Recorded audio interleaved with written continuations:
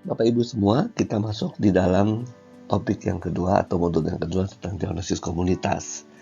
Diagnosis komunitas ini adalah suatu kegiatan klinik yang ditujukan agar kita bisa mengidentifikasi faktor-faktor risiko yang ada di dalam komunitas yang kita layani. Jadi ide komunitas ini tidak berarti hanya milik dari puskesmas yang merupakan penanggung jawab wilayah. Komunitas merupakan bagian dari kelompok yang kita layani, yang juga dilayani oleh seorang dokter dalam pelayanan swasta. Karena di dalam konsep BPJS saat ini ada komunitas-komunitas yang perlu disasar dan mencapai target tertentu. Kenapa perlu ada pelayanan komunitas? Karena memang ada variabel-variabel atau faktor-faktor risiko yang terjadi secara berkelompok, bukan hanya terjadi perorangan atau dalam keluarga saja, karena kita tahu juga keluarga hidup dalam komunitas, hidup di dalam masyarakat, dan di situ ada share pengaruh sosial budaya, juga pengaruh dari lingkungan sekitar. Karena itu kita melakukan diagnosis komunitas, dan ini sebenarnya sejalan dengan transformasi layanan primer saat ini, di mana dalam integrasi layanan primer tersebut pemerintah memberdayakan masyarakat rencananya dengan melakukan juga identifikasi risiko. Hampir mirip dengan kegiatan PISPK, hanya di sini kemudian perlu ada suatu analisis dari data-data yang dikumpulkan, dan inilah diagnosis komunitas itu. Diagnosis komunitas dapat didefinisikan sebagai suatu proses langkah-langkah mengidentifikasi dan mengukur masalah kesehatan di suatu komunitas secara menyeluruh dalam upaya mengidentifikasi kelompok yang rentan atau membutuhkan pelayanan kesehatan tambahan. Jadi di sini hasil dari diagnosis komunitas menjadi suatu layanan kesehatan tambahan dari yang basic, yang standar, yang sudah ditetapkan oleh pemerintah. Dan ini dilakukan pada kelompok-kelompok tertentu, tidak pada semua orang, yang memang secara klinis barangkali kita bisa mengidentifikasi adanya masalah pada komunitas tersebut. Kenapa kemampuan ini diletakkan dalam profesi kedokteran keluarga? Jawabannya adalah karena kita mengetahui manusia, individu, itu hidup di dalam keluarga dan keluarga hidup di dalam komunitas. Artinya keluarga juga adalah suatu kelompok komunitas yang terkecil yang tidak hanya terbatas pada faktor biologis. Jadi bukan hanya karena dia ada hubungan biologis hidup dalam sebagai keluarga. Nah, keluarga maupun individu hidup dalam komunitas yang tentu saja ada share faktor risiko, ada juga share sosial budaya, kebiasaan, perilaku, dan sebagainya yang mau tidak mau dipelajari dan didapat dari komunitas. Sehingga dengan kita melakukan diagnosis komunitas, kita melakukan identifikasi ada variabel-variabel di dalam komunitas yang kemudian kita bisa intervensi secara komunitas. Karena mungkin kalau orang per orang melakukan perubahan tidak akan berhasil, tapi kalau secara bergerak bersama-sama komunitas akan lebih berefektif, berdaya guna.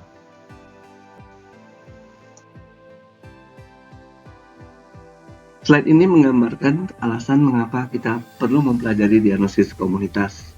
Yang pertama yaitu menurut WHO, profil seorang dokter adalah community leader.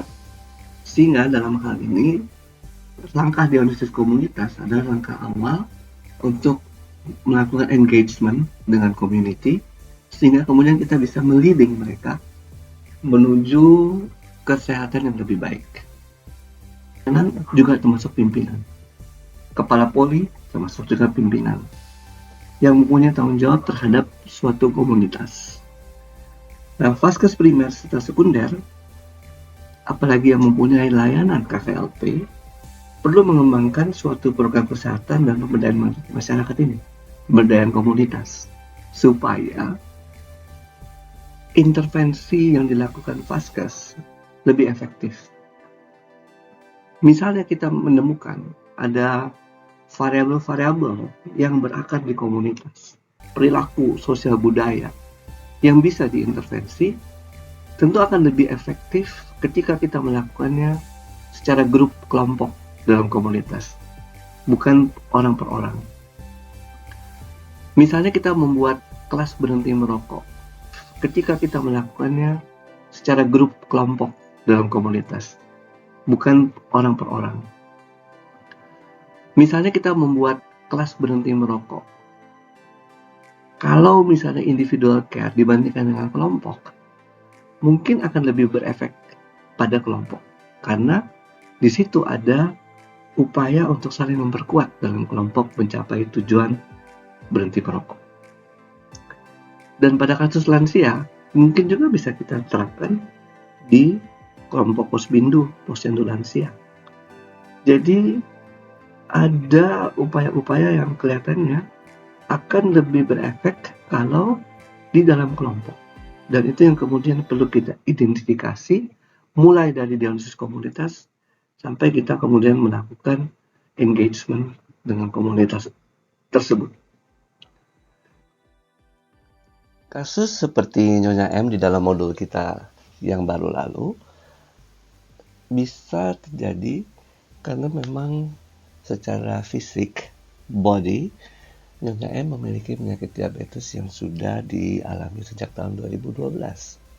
Kemudian pada saat ini dia mengalami bisa jadi demensia karena perjalanan penyakit yang sudah cukup lama mengganggu vaskularisasi ke otak, jadi demensia vaskular, dan juga mungkin karena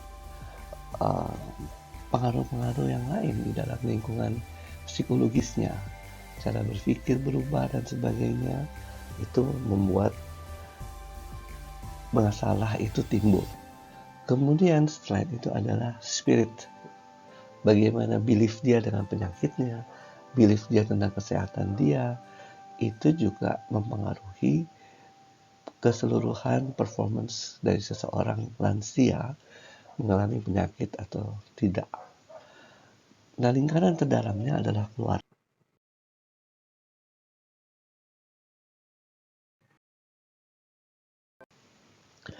Nah, hal-hal ini adalah suatu variabel di masyarakat yang perlu kita evaluasi untuk kita bisa melakukan intervensi itu secara komunitas. Pendekatan yang lain adalah pendekatan determinant of health, determinant social of health, yang kemudian menjadi fokus bukan hanya individu seperti Nyonya M, tapi barangkali individu seperti Nyonya M ini merupakan kumpulan dari orang-orang lansia yang sama dan mungkin juga merupakan kumpulan dari keluarga yang punya permasalahan yang sama. Jadi people. Kemudian people ini punya share lifestyle yang mirip barangkali.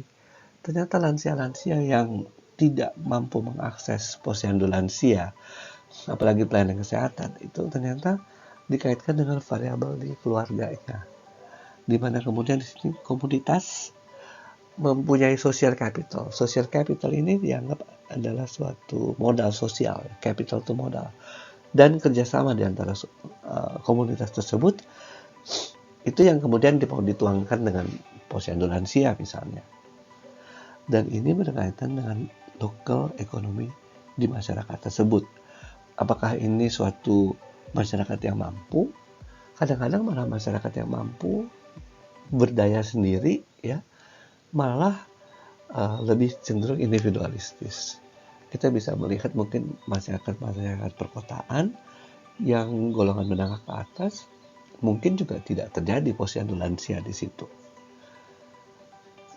Justru mungkin masyarakat yang menengah ke bawah, pedesaan, kalau mereka join effort, mereka punya lokal ekonomi tertentu dan meskipun sedikit-sedikit tapi disatukan, maka bisa sekaligus menghidupi kegiatan-kegiatan yang sifatnya community tapi tujuannya bisa membantu mengakses masyarakat lansia ini, ya, keluarga-keluarga dengan lansia, sehingga lansianya bisa lebih sehat. Environment, lingkungan yang dibuat. Kalau lingkungan yang nggak safety buat lansia, bukan yang ramah lansia, tentu saja tidak akan membuat lansia itu mau aktif ya. Dalam konteks kita bicara hari ini adalah lansia untuk bisa mengakses pelayanan kesehatan. Di luarnya adalah natural environment. Natural environment di Bogor misalnya, tiap sore hujan. Itu adalah natural environment. Ya, kalau banjir kecil, ya, genangan air. Lalu di luar adalah global ecosystem. Global ecosystem secara umum dengan climate change ini mempengaruhi kesehatan banyak orang. Pemanasan global dengan semua dampaknya menyebabkan banyak masalah-masalah kesehatan yang timbul. Inilah beberapa pendekatan yang awal tadi kita melakukan pendekatan dengan Mandala of Health.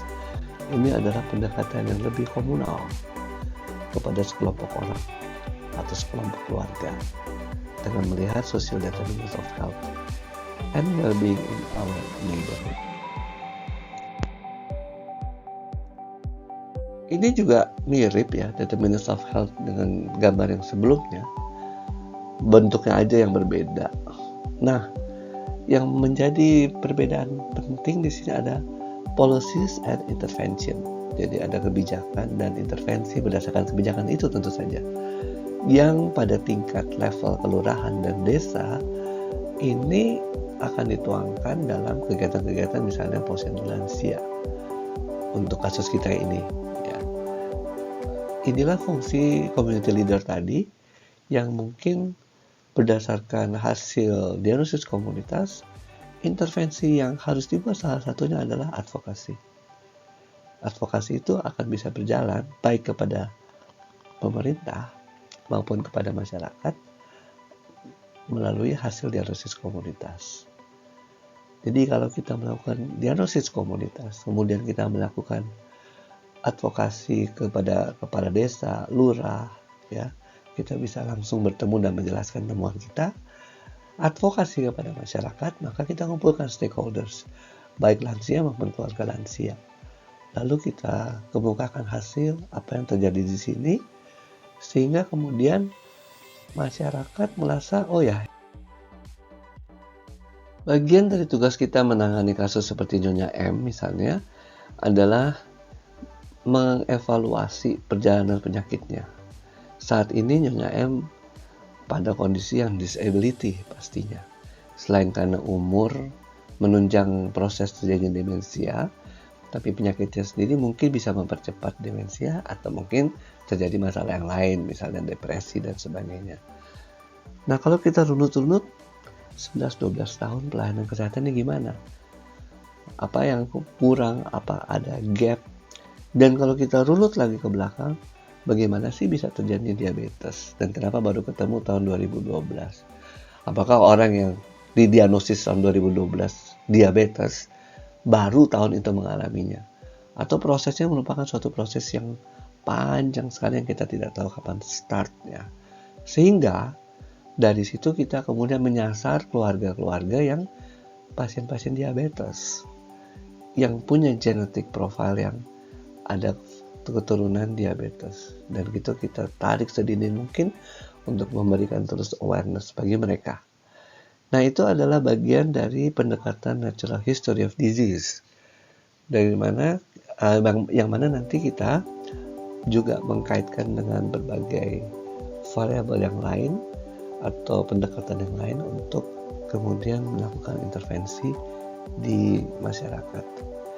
Dan di sini ada 4 konsep yang Bapak Ibu sudah pelajari, yang kita tidak harus terpaku pada satu konsep, dan itu adalah bagian dari latar belakang bagaimana kita mendalami komunitas, mengidentifikasi faktor-faktor risiko yang mungkin terjadi atau ada di dalam komunitas yang kita layani, yang secara fenomena gunung es, kita cuma lihat satu-satu kasusnya, padahal mungkin banyak sekali. Mungkin kita nggak melihat kasus diabetes satu-satu ya, kita akan melihat itu sudah cukup kelompok yang banyak ya orangnya, bisa 10% dari komunitas yang kita layani. Tapi yang kita lihat bukan sekedar diabetesnya saja, tetapi bahwa ini adalah kelompok lansia dengan diabetes yang tidak punya akses ke pelayanan kesehatan. Nah, itu kita mungkin lihat sebagai fenomena gunung es. Padahal mungkin lebih banyak lagi masyarakat yang mengalami masalah share kondisi yang sama. Yang ini merupakan bagian dari diagnosis komunitas kita.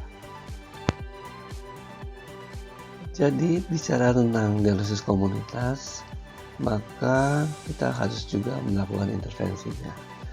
Tidak bisa kita hanya mendiagnosis, kemudian tidak menyelesaikan masalah.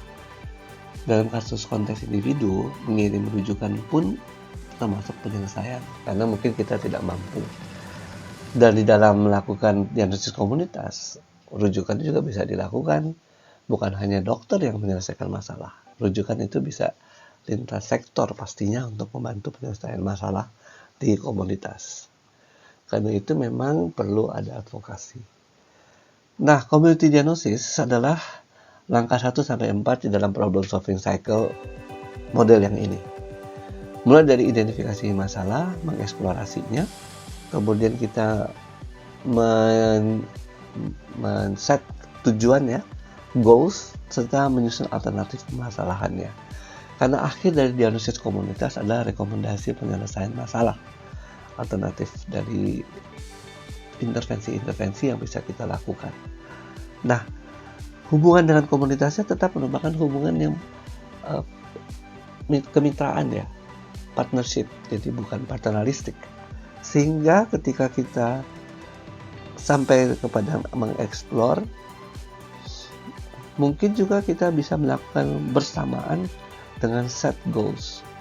Jadi ketika dokter mendalami masalah tersebut dengan beberapa narasumber dari komunitas, dokter juga bisa kemudian menggali sebenarnya bagusnya kayak apa sih, tujuannya mau kayak apa. Kalau sekarang data-data itu bukan dikumpulkan oleh dokter, maka setelah data-data terkumpul secara kuantitatif, dokter bisa melakukan pendalaman kualitatifnya. Kalau dokter nggak ada waktu, maka dokter mendelegasikan kepada teman-teman tenaga kesehatan lainnya. Atau dokter bisa mempelajari dari kasus-kasus yang sudah ditangkap. Misalnya, dengan adanya kasus Nyonya M ini, maka berbagai variabel yang mempengaruhi Nyonya M kita pelajari dan kemudian dikaitkan dengan data-data yang sudah dikumpulkan kader, kemudian kita melakukan suatu pengambilan kesimpulan. Ya, oh ternyata ada masalah ini dan setting goals-nya kemudian bisa dilakukan dalam pertemuan advokasi baik kepada masyarakat maupun kepada pimpinan wilayah. Contohnya gimana? Misalnya kita menduga bahwa Ibu M ini juga akan mengalami masalah akses ke pelayanan kesehatan karena tinggal di keluarga muda atau tinggal bersama anak-anak yang sudah launching family, ya, sehingga dia yang tadinya dibantu oleh anak perempuannya untuk ke pelayanan kesehatan akan kehilangan dukungan support tersebut. Nah, kalau kita menduga itu bukan hanya problem di keluarga Nyonya M, maka dari hasil data-data yang dikumpulkan kader dalam transformasi layanan primer, kita bisa mengidentifikasi pertama, berapa banyak lansia yang diabetes. Kedua, model keluarganya seperti apa? Keluarga inti atau extended family. Kalau dia keluarga inti, berarti cuma tinggal pasangan lansia nih, jangan-jangan, ya, anak-anaknya udah nggak ada. Atau extended family, berarti lansia tinggal pada keluarga yang produktif, yang dua-duanya bekerja, misalnya suami istri bekerja.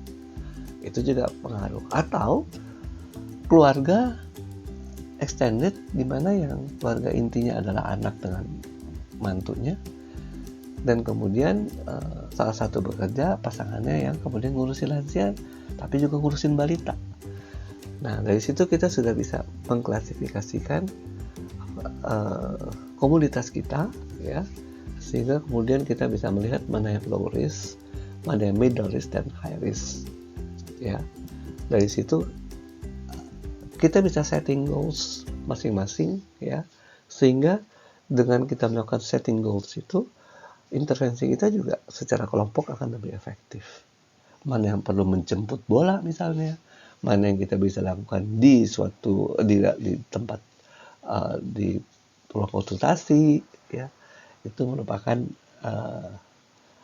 alternatif penyelesaian masalah yang kemudian kita komunikasikan kepada masyarakat, dan berikutnya kita akan lakukan pelaksanaannya sampai kepada evaluasinya. Ini adalah problem solving cycle dan peran diagnosis komunitas di dalamnya. Masalah yang perlu diidentifikasi dari sebuah komunitas timbul dari pengamatan dan perhatian atau care kita terhadap kondisi sesuatu yang ditemukan di tempat klinik, puskesmas maupun rumah sakit. Sehingga kemudian kita melihat, oh ya, kita mau konsentrasi di lansia yang tidak punya akses pelayanan kesehatan contohnya. Itu merupakan bentuk identifikasi atau topik yang mau kita angkat dalam melakukan diagnosis komunitas.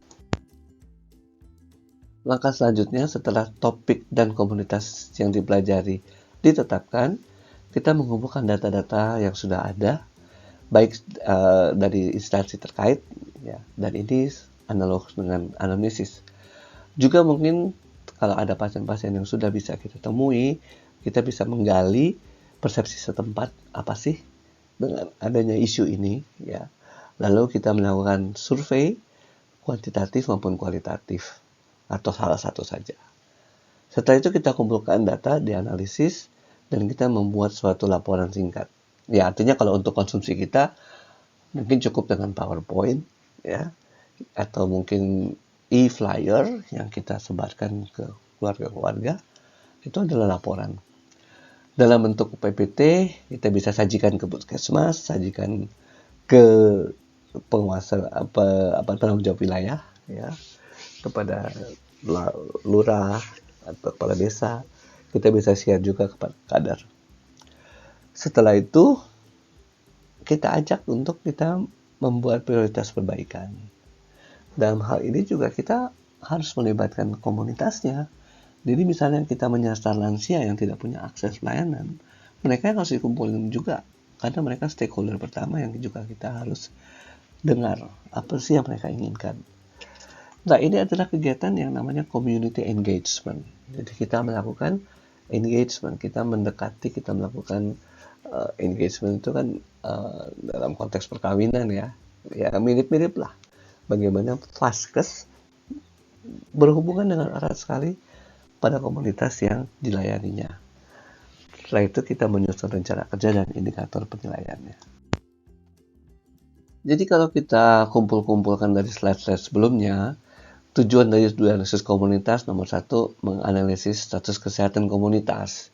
Jadi misalnya komunitas diabetes kita, berapa banyak sih yang terkontrol, yang tidak terkontrol, yang punya komplikasi, itu kita kumpulkan, dan itu sudah merupakan suatu level dari permasalahan status kesehatan di komunitas kita. Ditambah kemudian berapa banyak yang diabetes yang lansia, itu tambahan lagi status kesehatan. Lalu kita mengevaluasi sumber daya pelayanan kesehatan. Misalnya berapa banyak dari ikut di persediaan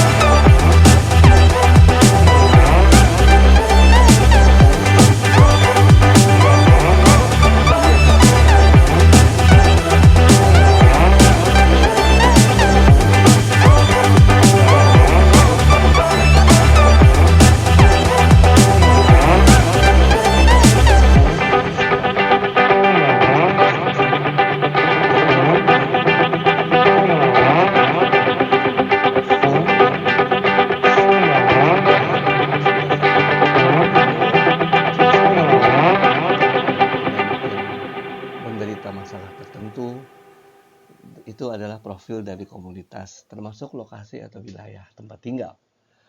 Lalu yang menjadi keluhan utama adalah topik masalah yang akan dilakukan diagnosis komunitas. Dan kita bisa menganalisis dengan menggunakan data-data sekunder. Pemeriksaan fisik merupakan observasi langsung kita. Observasi ini bisa dengan melakukan pengukuran. Misalnya kita mengumpulkan lansia dan mengukur kadar gula darahnya. Observasi langsung bisa dengan bertanya.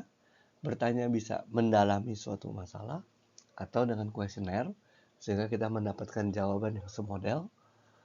Atau kita Jadi untuk kita mampu melakukan diagnosis komunitas, maka berbagai aspek epidemiologi perlu kita punyai, ya. Data-data statistik wilayah, baik data-data wilayah maupun data-data yang spesifik kesehatan, itu perlu kita punyai. Lebih bagus lagi kemudian kita mempunyai data-data dari puskesmas setempat atau laporan-laporan yang berkaitan dengan program yang akan atau kegiatan di masyarakat yang akan kita cantolkan diagnosis komunitas ini. Misal kegiatan posyandu, posyandu lansia, pospindu dan sebagainya. Itu adalah merupakan data-data sekunder untuk anamnesis yang kita butuhkan.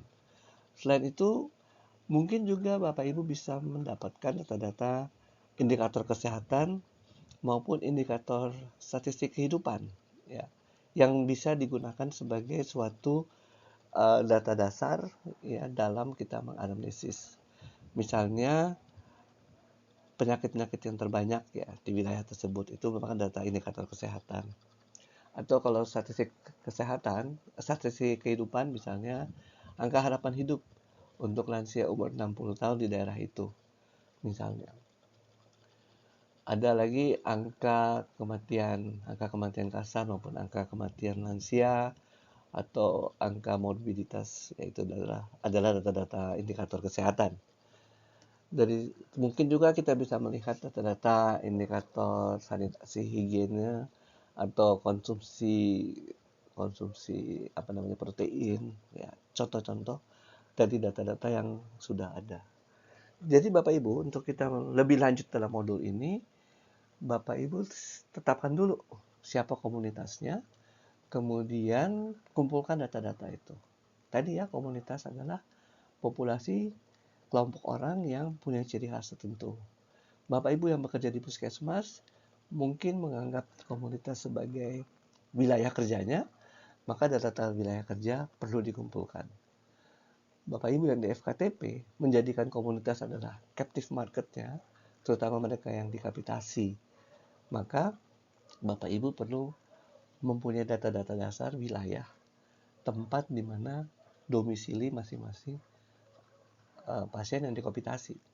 Kalau kita mempunyai pasien yang dikapitasi dari 5 wilayah kecamatan, ada baiknya kita punya data kabupaten, data provinsi, maupun data-data spesifik dari berbagai laporan puskesmas yang ada.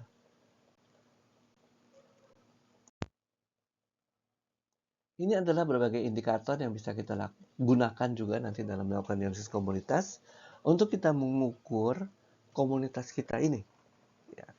Pertama kita mengukur komunitasnya, kemudian untuk menganalisisnya kita membandingkan dengan data-data sekunder yang telah kita kumpulkan sebelumnya. Dan di sini kita bisa melihat berbagai macam indikator dan yang paling barangkali yang perlu menjadi target sasaran untuk lansia-lansia kita adalah kualitas hidup. Ini adalah tambahan juga beberapa indikator yang dibutuhkan dalam praktek, ya, yang diberikan baik oleh BPJS maupun oleh Kementerian Kesehatan, dan misalnya juga di dalam integrasi layanan primer ini ada indikator-indikator berdasarkan screening yang harus dilakukan berdasarkan kelompok umur. Itu juga merupakan indikator yang bisa dipakai. Dan kemudian di dalam praktek dokter keluarga itu sendiri, selain kita mendapatkan indikator-indikator ini, ada indikator tambahan social determinants of health yang menunjukkan risiko. Jadi pada kelompok-kelompok tertentu, Kalau peran keluarga itu cukup besar, maka risikonya menjadi rendah. Tapi kalau keluarga itu kurang berperan, partisipasi keluarga kurang, risiko orang tersebut makin tinggi. Nah, itu adalah bagian juga di dalam uh, social determinants of health. Risiko lainnya adalah illiteracy, ya, tidak sekolah, pengetahuan rendah. Itu juga merupakan risiko. Makin tinggi pengetahuan kita tentu makin dalam tanda kutip ya, lebih mudah untuk diintervensi. Karena dia lebih mudah diberikan pengertian daripada yang kurang. Nah, ini adalah berbagai indikator yang kemudian bisa kita lakukan di dalam diagnosis komunitas kita. Bapak Ibu, kita sudah tiba pada akhir dari sesi yang pertama. Jadi dalam sesi yang pertama ini, Bapak Ibu kita sudah mempelajari berbagai aspek latar belakang maupun pendekatan-pendekatan secara teoritis masalah-masalah kesehatan yang timbul di suatu komunitas. Lalu kita sudah mempelajari juga langkah-langkah untuk melakukan diagnosis komunitas yang bisa kita analogikan dengan melakukan diagnosis pada kasus-kasus individual. Nah, pada tahap ini kita beristirahat sejenak dan merenungkan apa yang sudah kita pelajari, sambil kemudian kita merefleksikan pada praktek kita. Kira-kira ada masalah apa dalam praktek kita, dan masalah itu bisa kita bandingkan dengan indikator yang harusnya kita temui di dalam praktek kita. Katakan misalnya kita mendapatkan banyak kasus yang harus dirujuk, padahal ada ketentuan rujukan itu tidak lebih dari 100%. Lalu kita memberi alasan, ya memang kasus rujukan kok gitu. Padahal kalau kita melihat spektrum penyakit, maka setelah melewati fase akut, kemudian ada fase recovery. Sehingga mungkin pada fase recovery itu tidak semua kasus rujukan memang harus dirujuk kembali. Nah, itu adalah sesuatu. Atau misalnya kita bilang, ya FTL-nya nggak rujuk balik. Jadi gimana kita mau ngambil pasien dalam tanda kutip ya? Maka dari situ kita bisa melakukan juga diagnosis komunitas. Jadi kita bandingkan praktek kita dengan berbagai indikator yang ada untuk menemukan. Kita bisa observasi langsung dengan mengamati, datang ke rumahnya, datang ke wilayahnya untuk melihat aksesibilitas misalnya. Itu merupakan pemeriksaan fisik dalam diagnosis komunitas.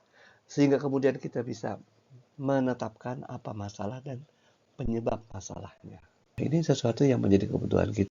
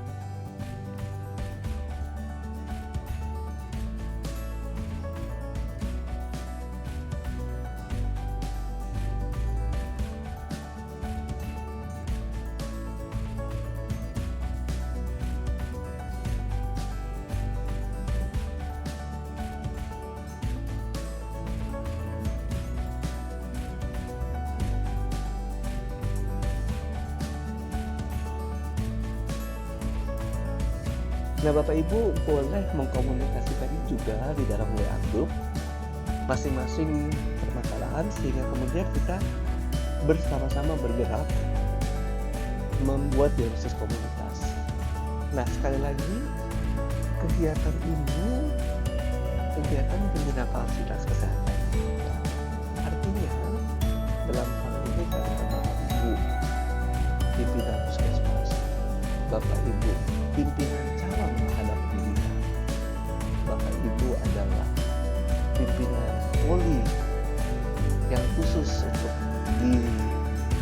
dijadikan poli nasional, maka Bapak Ibu adalah pimpinan yang melakukan proses komunitas. Sekali lagi, community leader tidak terbatas pada suatu organisasi formal, tapi juga bisa merupakan pimpinan dalam unit. Nah, di sini tanggung jawab Bapak Ibu untuk suatu komunitas. Di sini yang kemudian Bapak Ibu sebagai leader. Tentu sebagai leader dalam melakukan komunitas tidak bisa sendirian. Bapak Ibu perlu teman-teman. Dari sinilah kemudian Bapak Ibu mencari tim, baik di dalam Vaskes maupun mungkin di masyarakat. Atau mungkin juga bisa berkolaborasi dengan Fakultas Kedokteran. Tepatnya harusnya berkolaborasi, karena di sini nanti Fakultas Kedokteran juga akan bersama-sama Vaskes, karena nggak semua Fakultas Kedokteran barangkali punya akses komunitas. Bersama-sama Vaskes, kita menetapkan diagnosis komunitas tersebut, apa yang mau kita lakukan dalam tugas modul ini, dan itu kita jalankan bersama-sama. Baik Bapak Ibu, selamat menghayati dan selamat merefleksikan, kemudian menentukan komunitas dan topik yang akan dilakukan diagnosis komunitas. Bukan topik dan menentukan komunitas yang kita akan lakukan diagnosis komunitas.